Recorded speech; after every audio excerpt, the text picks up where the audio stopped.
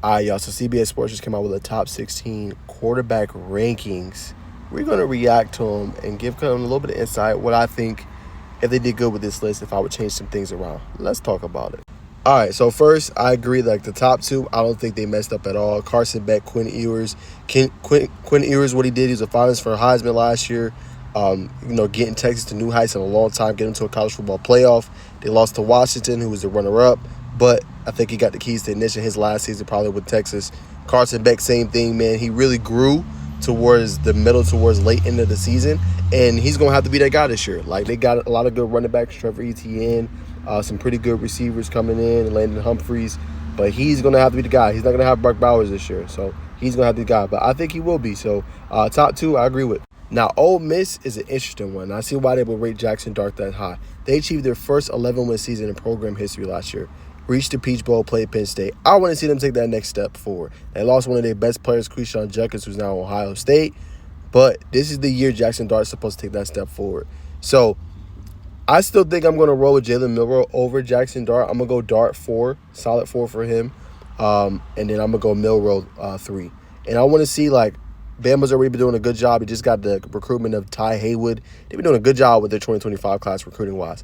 But this first year is going to say a lot about what Bama's going to be now, in the present, and also in the future. So I'm going to see what steps Milroe can take forward. And he's going to have a pretty good receiving core coming back. Also going to have Ryan Williams coming in as well. So I want to see, can he get to another tier of his level? But that would be my top 4. All right, now Nico, I'm just going to call him Nico. His last name is hard to pronounce.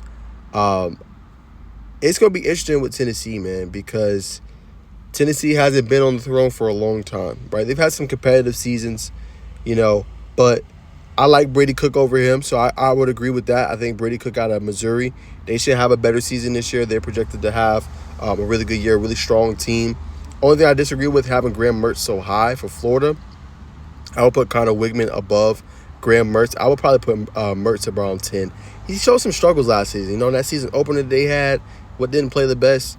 So for me, the jury's still out on Mertz. I really like DJ Lagway. So this is a make or break year for head coach Billy Napier. And I think they got the talent to be competitive again. I wouldn't be surprised if they win 8 games this year. I know people are going to call me crazy, but I'm surprised this 4 team wins about 8 games this year. But Mertz got to take that step forward. So for me, I would rank Wigman over Mertz, and I would keep the 5 and 6 the same. All right, now looking towards the back end. Obviously Garrett Nussmeier, I see why he's so low. It's because we don't know what LSU is going to look like. Again, LSU had some great wins last year, but you're not going to have Jaden Daniels, who is in NFL. You're not going to have Malik Neighbors, NFL. You're going to be missing a lot of your top guys. How does he take over this program, and can he get LSU back to what LSU was? That's the big question. So I see why he's so low. I would actually rate Brock Vandagriff. I've seen him play. I would rank him actually at number 9. I think Vandagriff has a great potential with Kentucky. Kentucky is a sleeper in the SEC this year. I'm telling y'all. Each year in, year out, they get slept on. I got them ranking a little bit higher as well. So I got him there. Still questions out on Jackson Arnold. I know they new to the SEC in Oklahoma. Still the jury's out. But he did show a little bit of flash, towards the end of the season in the bowl game and stuff like that. But jury's still out. So for me, I would put Vandagriff at 9. I would put Arnold 10. I'll put Nussmeier a little bit lower at 11. The rest of it I agree with. I like Blake Shapen at 12. Taylor Green at 13. Peyton Thorne. That's going to be the question for Auburn, because a lot of people are not really satisfied with that quarterback room that they got. And Hugh Freeze is a phenomenal coach. But they're going to have so many weapons at wide receiver, y'all. I'm telling y'all, that a year from now, y'all going to be saying, oh, Auburn has the best receiving core in the country. You know what I'm saying? That's going to be, I feel like, the hot topic. And it's because they got Cam Coleman, Malcolm Simmons. They got another player coming in. They got some dogs, bro. And Peyton, all he going to have to do is throw it in a vicinity. That's it. And if he can do that, Cam Coleman going to go ball. He balled in the spring game.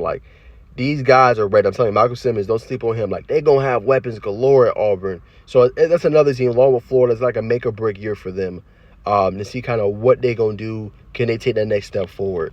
And then obviously 15, Lenora Sellers, and then Diego Pavia of Vanderbilt. So pretty good list, I would say, overall. A couple things I would tweak, you know what I'm saying? But I'm curious. My eyes are really set on Brock Vandagriff. I want to see what he does with Kentucky. I want to see what Peyton Thorne does with Auburn, and make-or-break year for him. what does Nussmeier or Garrett does with LSU this year, and a big year for them as well. And last but not least, can Carson Beck get them back to the promised land? Georgia had a pretty good year. They took it out, obviously, on Florida State, in that bowl game. It's 12-team playoff. They're not going to miss it this year.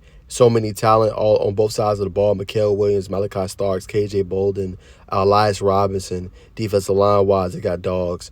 Justin Williams. They absolutely loaded, bro. So what does he do? What does Ewers do? Can Dart get Ole Miss finally to the college football playoff? Will Milroe get Alabama back to the top? It's a lot of questions, man. We're going to find out. But I would say a solid list. I give them a solid B+, A- list. I think they did a pretty good job. Y'all comment below what's your thoughts on these rankings.